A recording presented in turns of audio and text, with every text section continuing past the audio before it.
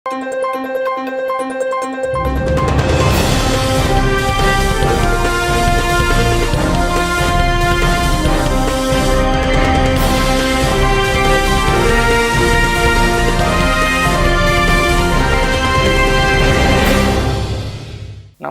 శివాభి news కు స్వాగతం. నా పేరు సురేష్ బాబు. ఈనాటి వార్తల్లోని ముఖ్యాంశాలు.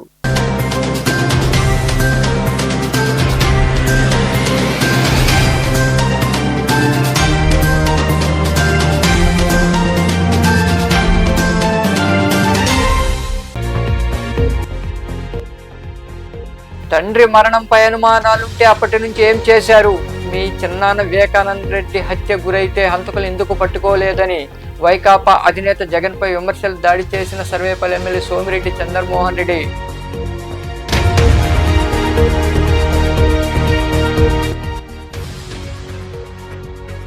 కొత్త ఓటర్ల జాబితా నమోదు ప్రక్రియ నాణ్యతగా ఉండాలి. తిరుపతిలోని కలెక్టరేట్లో అధికారులతో నిర్వహించిన సమావేశంలో పాల్గొని సూచనలు ఇచ్చిన తిరుపతి కలెక్టర్ డాక్టర్ వెంకటేశ్వర్.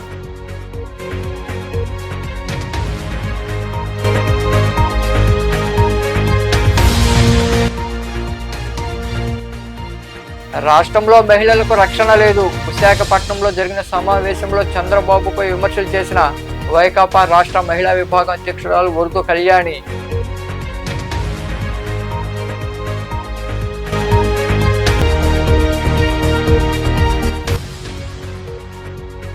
వైభవంగా పల్లకీ సేవ.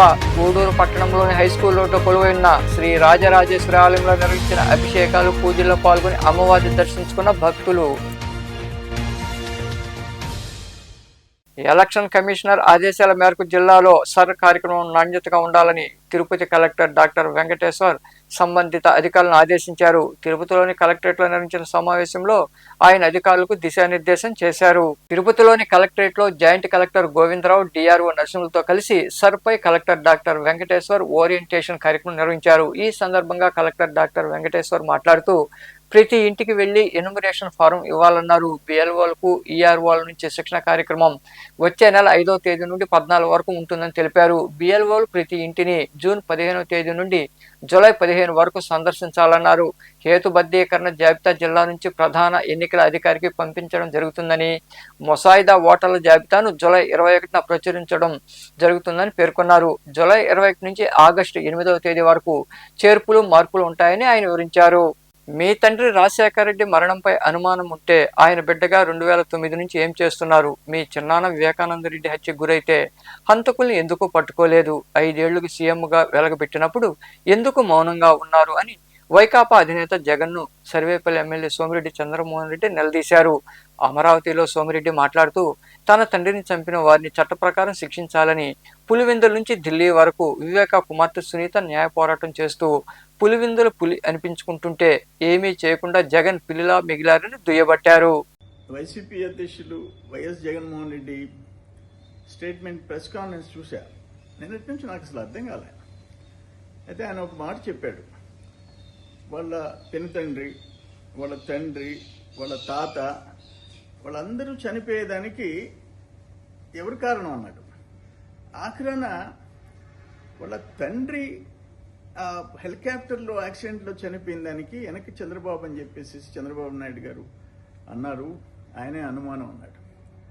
వాళ్ళ పినతండ్రి చంద్రబాబు నాయుడు గారు ముఖ్యమంత్రిగా ఉన్నప్పుడు చనిపోయినాడు, దాని మీద అనుమానం అన్నాడు.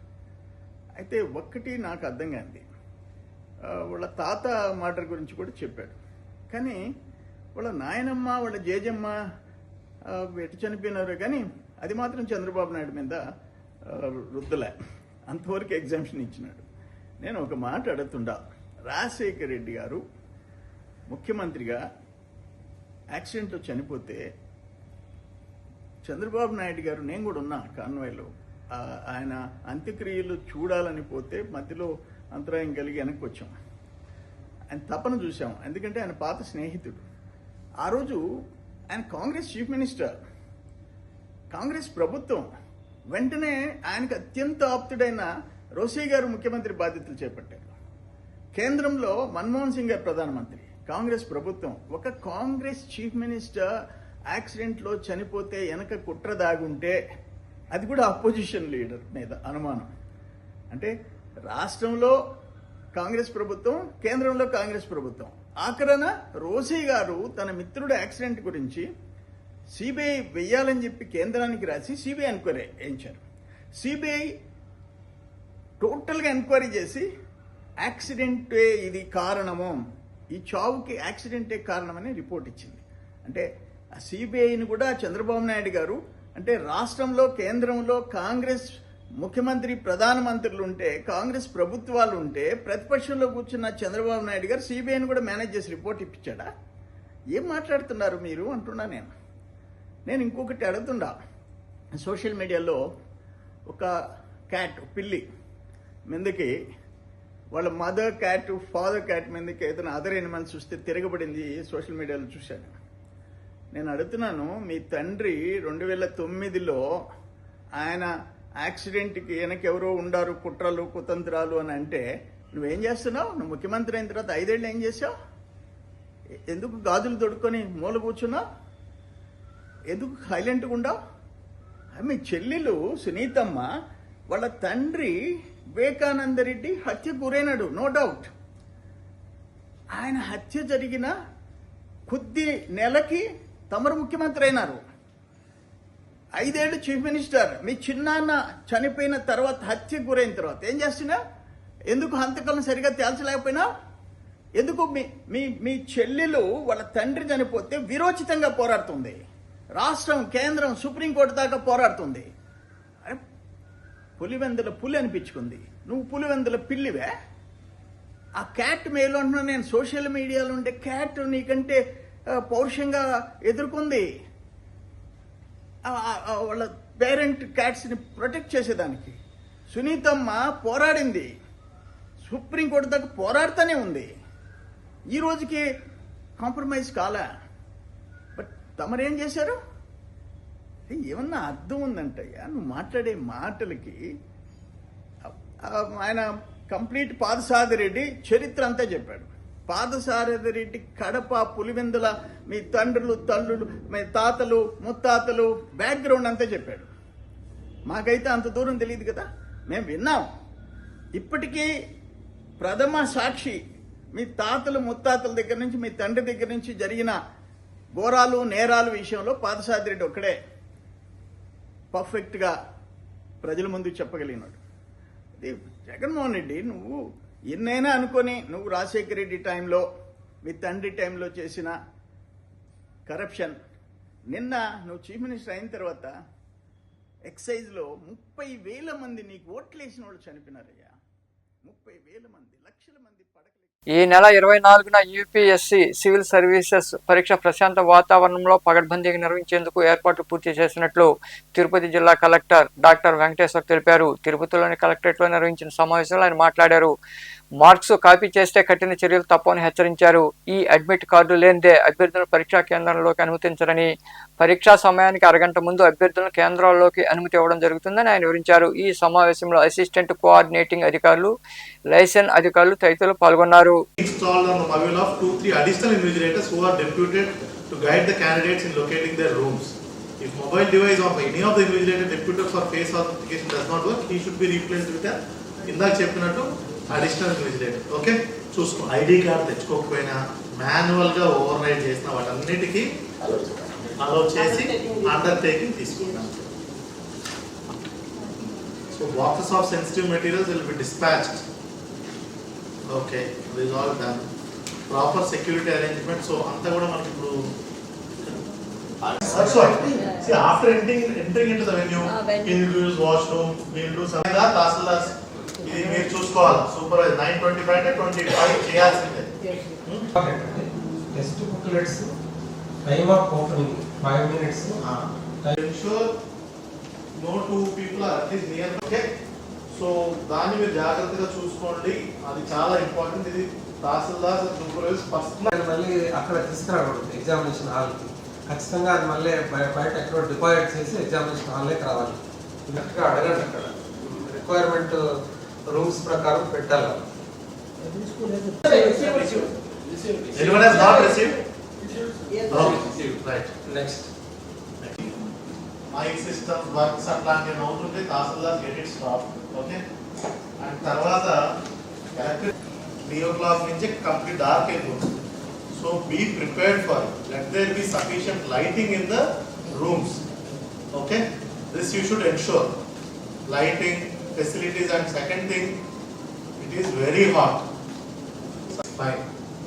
Okay, to students. And ఒక క్యాండిడేట్కి మాత్రం మనకు వచ్చిన మెటీరియల్లో ఒక క్యాండిడేట్కి మాత్రం ఎక్స్ట్రా టైం లేదు. ఆల్ రిమైనింగ్ 31కి ఉంది. ఎవరు సూపర్వైజర్ మీరే కదా, మీ దగ్గర మెటీరియల్ ఇచ్చారా? The minds of the candidates and students and the institution. And out of all the institutions, of course, all are equal. UPSC is considered to be one of the institution with the highest. ఎక్కడ కూడా మనము చిన్న అవకాశానికి కూడా మనం తాగకూడదు. దయచేసి అది చూసుకోండి. విత్ యూపీఎస్సీ ఎగ్జామ్ ద్వారా కంట్రీకి పాలించే అధికారులు వస్తారు. Let it be IAS, IPS or any other officers. So it will cast a doubt and then impact will be too high. Incident also you will be held personally responsible, and you are all working under the commission's guidelines and supervision. Okay, so తిరుపతిలోని కలెక్టరేట్లో నిర్వహించిన సమావేశంలో సమాచార హక్కు చట్ట అధికారి హరిప్రసాద్ రెడ్డి పలు అంశాలు వివరించారు. సమాచార హక్కు చట్టంలోని సెక్షన్ల వారీగా వాటి వివరాలు కూలంకషంగా పేర్కొన్నారు. దరఖాస్తుదారులకు సమాచారం ఇవ్వడానికి అవసరమైన సందర్భంలో ఏ ఇతర అధికారి సాయమైనా PIO తీసుకోవచ్చని, అలా సహాయం చేసే వారు కూడా PIOలో అవుతారని ఆయన వివరించారు. మన రాష్ట్ర ప్రభుత్వం దేశంలో ఎప్పుడూ ఎక్కడా లేని విధంగా మొట్టమొదటిసారి ప్రతి నెల శుక్రవారాన్ని RTI డేగా నిర్వహించాలి అని చెప్పేసి ఈ మధ్య ప్రకటించింది. ఇది ఒక RTIని ఇంప్లిమెంట్ చేసే దిశగా ఇది ఒక క్రియాశీలకమైనటువంటి ఒక చరిత్రాత్మకమైనటువంటి నిర్ణయం. ఆ నేపథ్యంలో ప్రభుత్వ విభాగాలు, ప్రభుత్వ శాఖలు మరింత చురుగ్గా, మరింత పారదర్శకంగా, మరింత జవాబుదారీతనంగా వ్యవహరించాల్సినటువంటి అవసరం ఉంది అని తెలియజెప్పడం కోసం, తర్వాత RTIకి సంబంధించి అవేర్నెస్ను క్రియేట్ చేయడం కోసం ఈ మధ్యకాలంలో అర్బన్ ఓరియంటెడ్గా మాత్రమే కాకుండా రూరల్ ఓరియంటెడ్గా కూడా అప్లికేషన్స్ పెరుగుతున్న నేపథ్యంలో సో ఎక్కడికక్కడ కోర్టులు నిర్వహించి సాధ్యమైనంత వరకు అప్లికేషన్స్ పెట్టుకున్నటువంటి వాళ్ళలోనూ సాధ్యమైనంత వరకు రెస్పాండెంట్స్లోనూ అవేర్నెస్ క్రియేట్ చేయడం కోసం ఈరోజు ఈ రకంగా క్యాంప్ కోర్ట్ మనం నిర్వహిస్తున్నాము. దాదాపుగా 20 నుంచి 25 అప్లికేషన్స్ ఈరోజు మేము డీల్ చేయబోతున్నాము. రేపు ఒక 25 నుంచి 25 అప్లికేషన్స్, దాదాపుగా సుమారు 40 నుంచి 50 అప్లికేషన్స్ 2 రోజుల వ్యవధిలో మేము క్లియర్ చేయాలని చెప్పేసి నిర్ణయించుకున్నాము. ఇదంతా కూడా రికార్డ్ మేనేజ్మెంట్ని కనుక మనం కరెక్ట్గా చేయగలిగితే, ఇండెక్సింగ్, క్యాటలాగింగ్, మనకున్నటువంటి సమాచారాన్ని, మనకున్నటువంటి రికార్డ్స్ని ప్రాపర్ వేలో మనం కండక్ట్ చేసుకోగలిగితే ఇన్ఫర్మేషన్ అన్నది ఇవ్వడం సులభం అవుతుంది అన్న విషయాన్ని రెస్పాండెంట్స్కి పదే పదే చెబుతున్నప్పటికీ కొన్ని సందర్భాల్లో వాళ్ళకు ఉన్నటువంటి పని ఒత్తిడి రీత్యానో మరే కారణం వల్లనో తొట్టుపాటు పడుతున్నారు. బట్ ఏదైనా సరే ఒక ఓవర్ నైట్లో రెవల్యూషన్ సాధ్యం కాదు కాబట్టి ప్రాసెస్లో చెబుతూ ఉంటే నేర్చుకుంటారన్నది మా ఉద్దేశం.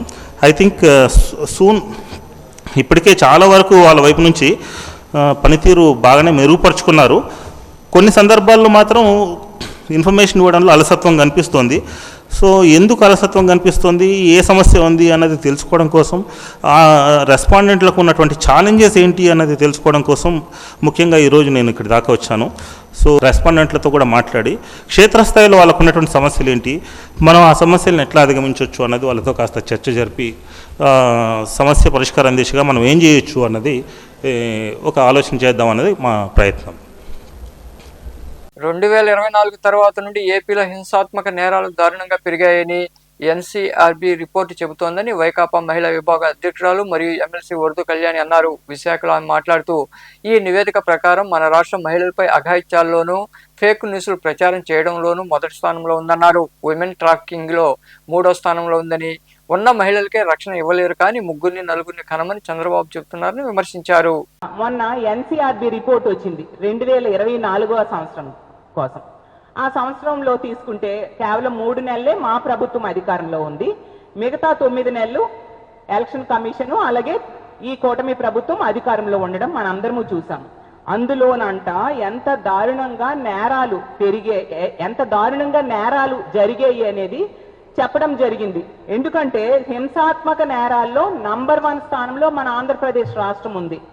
మహిళలపై జరిగిన అఘాయిత్యాల్లో నంబర్ 1 స్థానంలో ఉంది. ఉమెన్ ట్రాఫికింగ్ లో నంబర్ 3 స్థానంలో ఉంది. అలాగే ఫేక్ న్యూస్లు స్ప్రెడ్ చేయడంలో కూడా ఆంధ్రప్రదేశ్ రాష్ట్రం నంబర్ 1 స్థానంలో ఉంది. అసలు ఫేక్ న్యూస్లు స్ప్రెడ్ చేయడంలో ఈ Telugu Desam party, yellow media, ITDP అనేది మొట్టమొదటి స్థానంలో ఉంటాయని రాష్ట్ర ప్రజలందరికీ కూడా తెలుసు. తెలుగుదేశం పార్టీ వాళ్ళైతే ఐటీడీపీ వాళ్ళు లేచిన వెంటనే బ్రష్ కూడా చేసుకుంటారో లేదో తెలియదు, కానీ ఫేక్ న్యూస్లు మాత్రం స్ప్రెడ్ చేయడంలో చాలా ముందుంటారు, చాలా స్పీడ్ గా ఉంటారనే విషయం ఈ రాష్ట్ర ప్రజలందరికీ కూడా తెలుసు. ఆ చంపుకి అసలు ఇప్పుడున్న ఆడపిల్లలకే రక్షణ లేని పరిస్థితిలో ఉన్నారు. చంద్రబాబు నాయుడు గారు అంటారు 3 కనండి 4 కనండి అని. ఉన్న వాళ్ళకే రక్షణ లేదు, ఉన్న మహిళలకే వెన్నుపోటు పొడుస్తూ ఉన్నారు. గుజరాత్ లోని అహ్మదాబాద్ లో భారీ అగ్ని ప్రమాదం సంభవించింది. బజాజ్ సూపర్ సిటీలోని ఇండస్ట్రియల్ ప్రాంతంలో మంటలు చెలరేగాయి. దట్టమైన పొగలు అలుముకోవడంతో ప్రజలు ఆందోళనకు గురయ్యారు. అగ్నిమాపక సిబ్బంది సంఘటనా స్థలికి చేరుకుని మంటలు అదుపులోకి తెచ్చారు.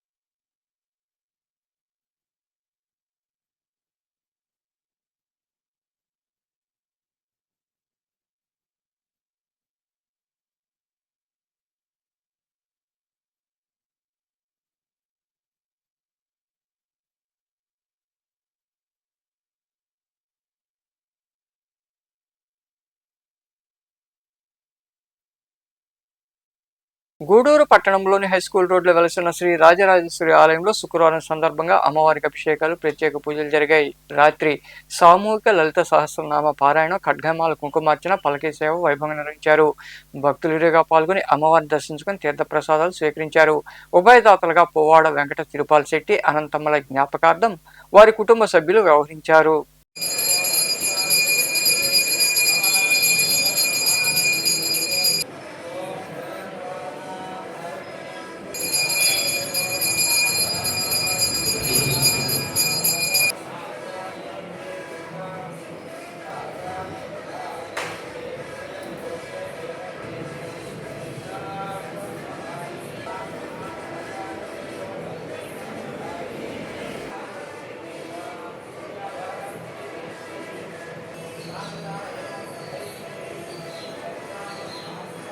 माधवी माधवप्रिया लक्ष्मी महीं देवी विष्णुभक्ति मधुर्या क्षमाना पुण्यकुश्लोमे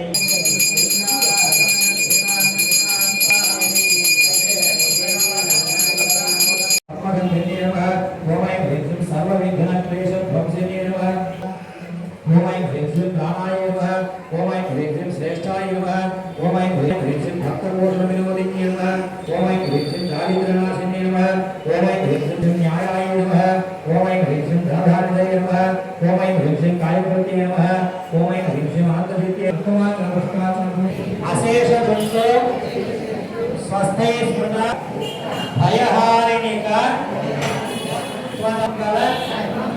मांगल्ये शिवे सर्वार्थ साधिके दोहरीपांद्रे शुद्धात्मने आधुने समर्पयामि।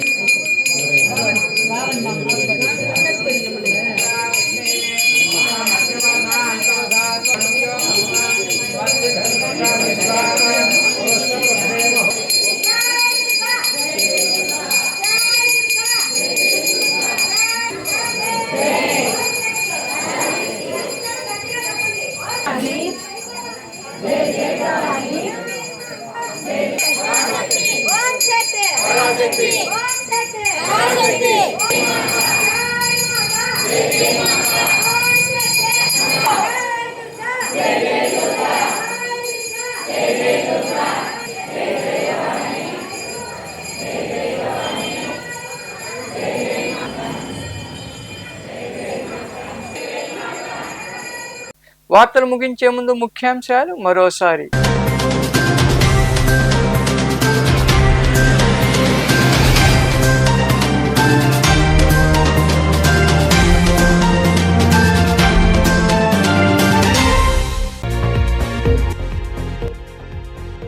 తండ్రి మరణంపై అనుమానాలుంటే అప్పటి నుంచి ఏం చేశారు? మీ చిన్నాన్న వివేకానంద రెడ్డి హత్య గురైతే హంతకులు ఎందుకు పట్టుకోలేదని వైకాపా అధినేత జగన్పై విమర్శలు దాడి చేసిన సర్వేపల్లి ఎమ్మెల్యే సోమిరెడ్డి చంద్రమోహన్ రెడ్డి.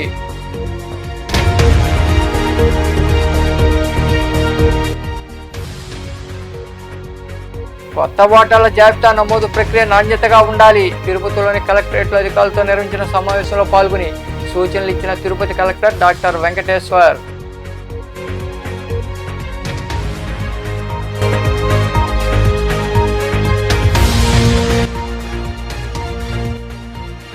రాష్ట్రంలో మహిళలకు రక్షణ లేదు. విశాఖపట్నంలో జరిగిన సమావేశంలో చంద్రబాబుపై విమర్శలు చేసిన వైకాపా రాష్ట్ర మహిళా విభాగం అధ్యక్షురాలు ఉర్దు కళ్యాణి.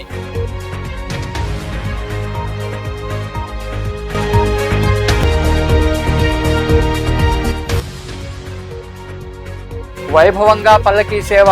గూడూరు పట్టణంలోని హైస్కూల్ రోడ్డు కొలువైన శ్రీ రాజరాజేశ్వరి ఆలయంలో నిర్వహించిన అభిషేకాలు పూజల్లో పాల్గొని అమ్మవారిని దర్శించుకున్న భక్తులు. ఈ వార్తలు ఇంతటితో సమాప్తం. తిరిగి ప్రసారమయ్యే శివాభినిస్లో మళ్ళీ కలుద్దాం. అంతవరకు సెలవు. నమస్తే.